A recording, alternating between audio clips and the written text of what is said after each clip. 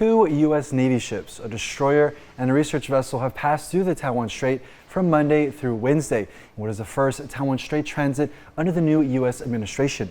What's interesting about this transit is that it was first reported by China, with Beijing angrily reacting to the U.S. mission, saying that the U.S. is sending the wrong signals, and adding that these kinds of transits increase security risks. The U.S. says the transit was routine and in line with international law, but did not post this on its website, marking a bit of a deviation from their normal protocol where they do make some of these transit public.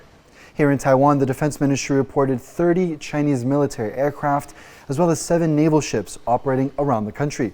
23 of those aircraft flew a bit closer and breached Taiwan's Air Defense Identification Zone, or ADIZ. The military uses the ADIZ as a defensive buffer, even though it's not part of Taiwan's airspace. Those numbers are a bit of an indication on how China is reacting to the transit, as those numbers are much higher than the usual 10 or so aircraft that Taiwan usually sees in the region.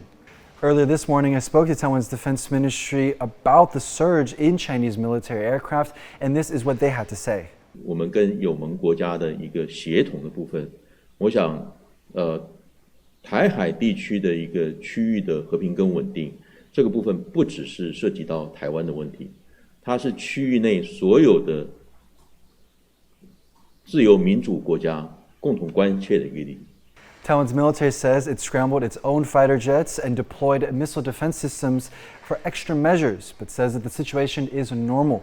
It's important to remember, though, that these kinds of transits in the Taiwan Strait by the U.S.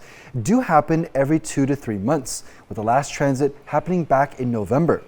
But again, as this is the first transit under Trump 2.0, all eyes are now on China to see they step up military activity and test this new administration on how they react to tensions in the Taiwan Strait.